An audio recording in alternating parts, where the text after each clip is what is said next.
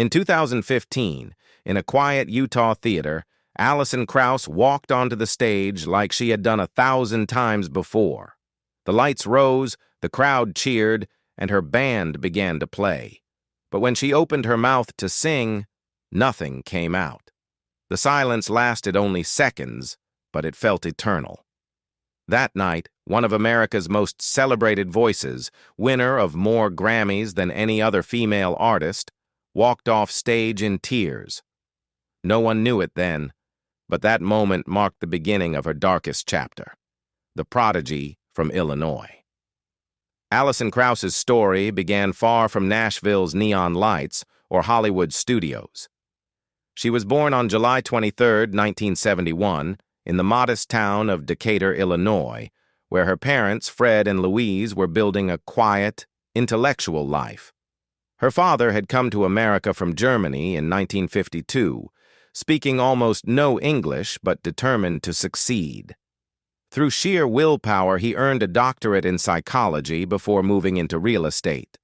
Her mother, of Italian and German descent, made her living as an illustrator, creating artwork for textbooks and magazines. Together, they created a household where art and intellect weren't opposites, they were partners. Books, sketches, and classical records filled the rooms. It wasn't a large home, but it was rich in ideas and imagination. When Alison was 5, Louise decided her daughter needed structure, something to balance her creative spirit. She enrolled her in violin lessons under the Suzuki method, a system that emphasized repetition and perfection. The lessons were strict, the expectations high. Alison hated them. She squirmed on the stool, cried through practice sessions, and often begged to quit. But Louise refused to give in. Every day, 30 minutes of practice, no excuses. It was a battle between a child's impatience and a mother's quiet foresight. In time, that discipline would become the backbone of Alison's entire career. Still, no one could have predicted how far that persistence would take her.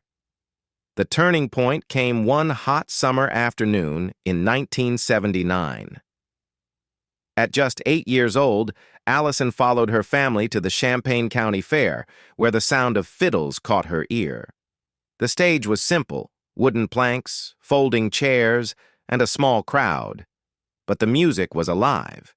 She stood transfixed as the players launched into Orange Blossom Special, their bows moving like lightning.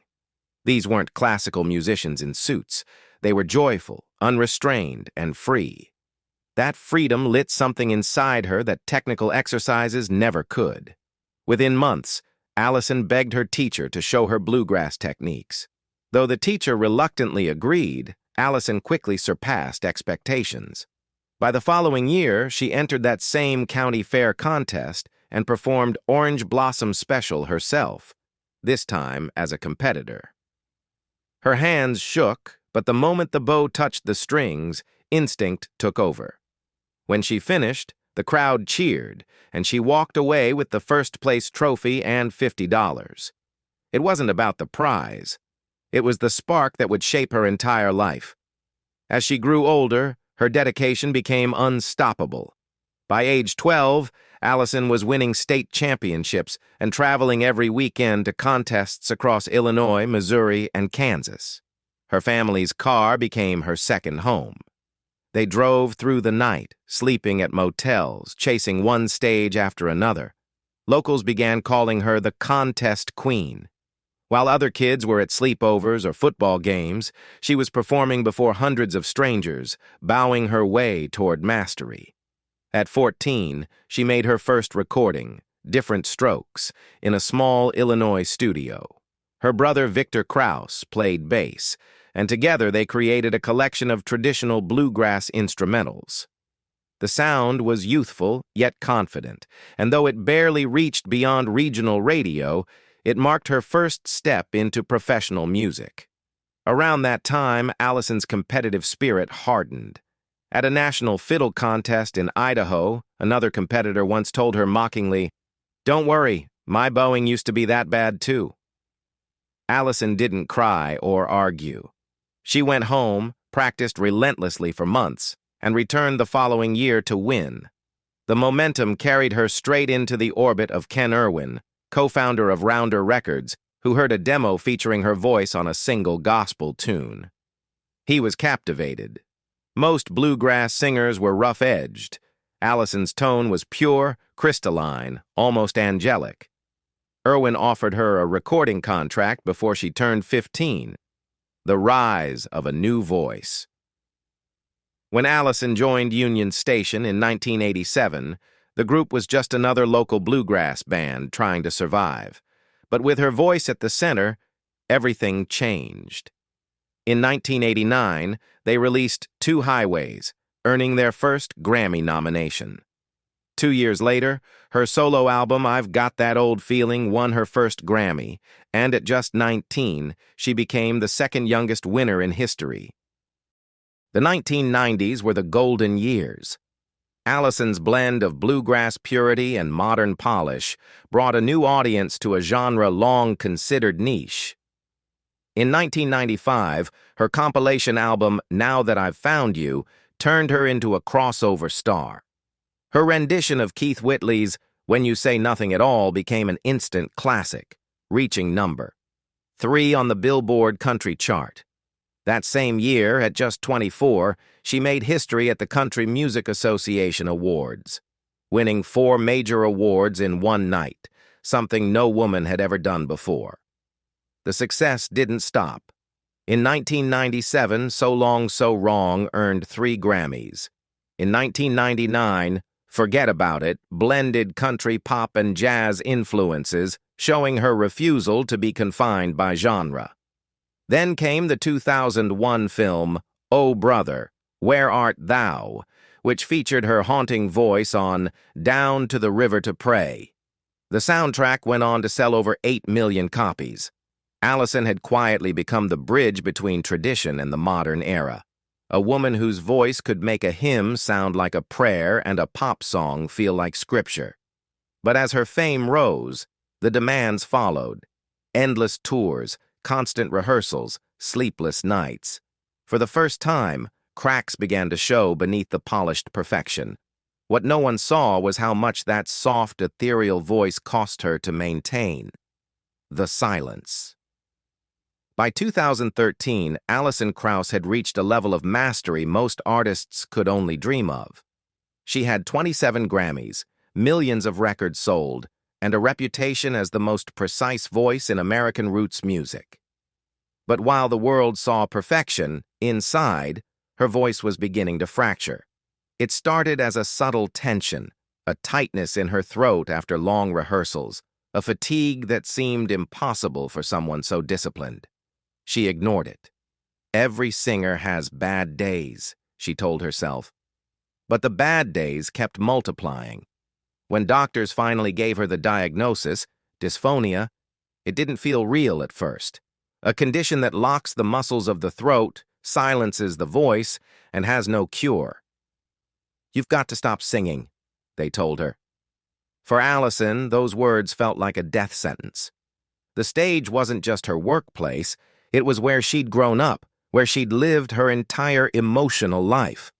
Losing it meant losing herself. At first, she tried to hide it. She pushed through concerts, relying on muscle memory more than confidence. But by 2014, things had grown impossible.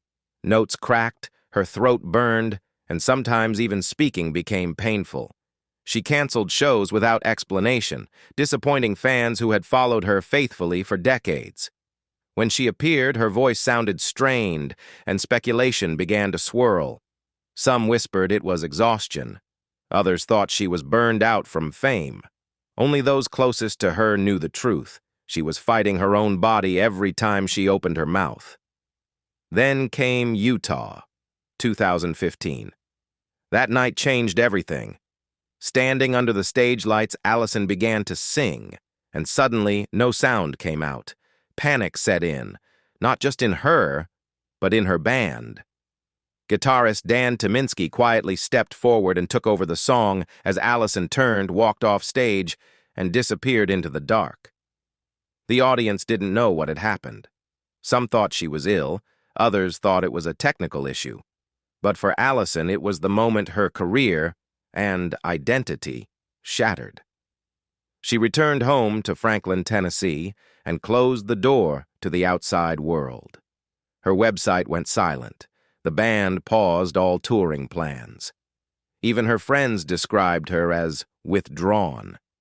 She couldn't bear to talk about it, couldn't bear to explain what it meant to be a singer who could no longer sing. For months, she barely touched her violin. The house that once echoed with rehearsals became quiet. Her son Sam was her only constant companion, watching his mother fight a battle no one could see. In those years of silence, she questioned everything. Who was she if she couldn't perform? What did decades of awards and applause mean now? She read, reflected, and tried to rebuild her confidence one note at a time, but every attempt brought new fear. Even in private, her throat would tighten mid-song, as if her body was warning her not to try. Fans called it a hiatus. Insiders called it burnout. But for Alison Krauss, it was a collapse, a complete loss of control over the one thing that had defined her since childhood. What no one realized then was that the silence wasn't just a pause in her career. It was the price of perfection. Years of emotional restraint, endless pressure, and the weight of being flawless in an industry that never allowed her to be human. The silence was her breaking point, and the beginning of the long climb back to herself. The long road back. When Alison Krauss finally accepted that she couldn't simply push through her illness, the recovery became her new full-time job. But this wasn't a recovery like the public imagined. No glamorous health retreats, no quick miracle cure. Dysphonia wasn't an injury, it was a mystery inside her own body. Doctors and vocal specialists could only guide her so far.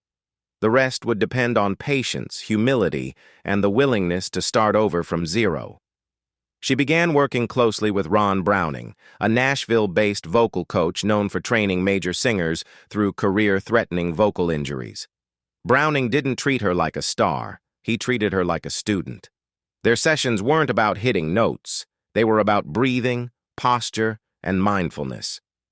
"You can't sing with a clenched heart," he told her once. Alison laughed, but she knew he was right. For years, she had lived with her shoulders tensed, her thoughts scattered across tours, interviews, and expectations. Her throat had simply mirrored her mind. Progress was painfully slow. Some mornings, she would wake up feeling hopeful, only to lose her voice before lunchtime. Other days, she'd manage a few fragile verses and burst into tears. Not from pain, but relief. To the outside world, it seemed like she'd vanished, but behind closed doors, she was waging a war with silence. She compared it to learning to walk again after forgetting how to move. Every vowel, every tone was a risk. She filled her days with small routines, meditation, gentle fiddle playing, short walks with her son Sam. Family members said she became quieter, more reflective.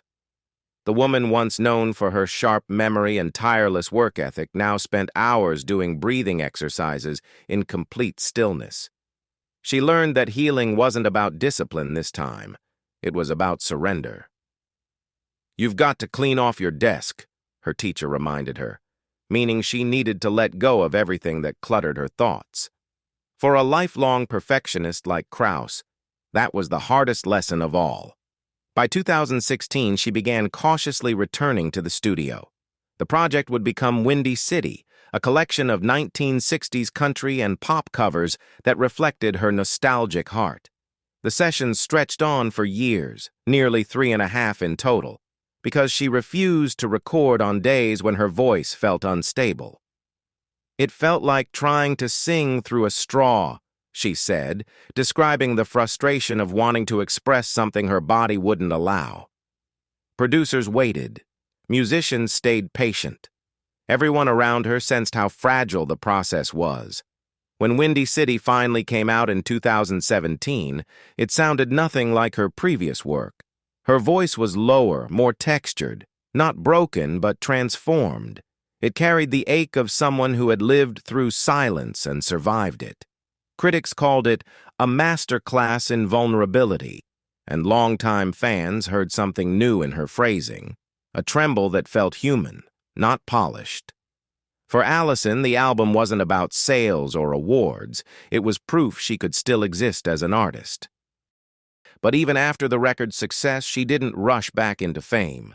She turned down projects, limited performances, and often disappeared for months between appearances. When she did perform, she moved cautiously, testing her limits each night.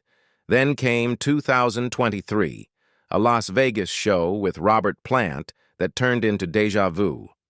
Midway through, when the levee breaks, the same feeling returned: the tightness, the panic, the silence. Without a word, she walked off stage.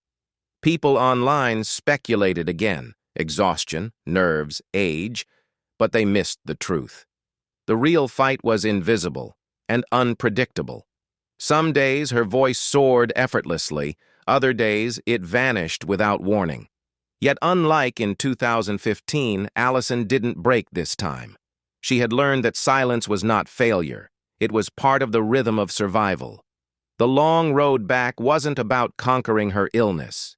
It was about learning to live with it, to respect its limits, and still find the courage to sing. Redemption and real reason. Then in 2025 came Arcadia, her long-awaited reunion with Union Station after 14 years. The lineup had changed. Dan Tyminski left, replaced by six-time bluegrass male vocalist of the year Russell Moore, with fiddler Stuart Duncan joining for the tour. Alison produced the record herself, carefully curating songs about loss, longing, and survival. The lead single, Looks Like the End of the Road, had been sitting with her since the pandemic. When she finally heard it again, she said, "That's the one. That's how it begins." The album debuted at number 1. One on Billboard's Bluegrass chart, and fans rejoiced. But Alison made one thing clear in interviews: this wasn't a comeback for fame or glory. It was about gratitude. After years of silence, she'd found peace with imperfection. "You have to clean off your desk," her voice teacher once told her. "You can't sing with too many things on your mind." For Alison, that became more than advice. It became philosophy. The real reason she walked away wasn't just illness. It was exhaustion, the kind that comes from decades of perfectionism and pressure. She needed to stop to rediscover herself, to remember that music wasn't just a job, it was home. And when she finally returned, her voice carried something new. Not just beauty, but truth, the sound of a woman who had almost lost everything and learned how to begin again. For Alison Krauss, silence wasn't the end. It was the lesson. She found strength in losing what she loved most and came back with more soul than ever before. Do you think artists should push through pain for their fans or take time to heal, no matter the cost? Tell us your thoughts below. And don't forget to like and subscribe for more true stories behind the music.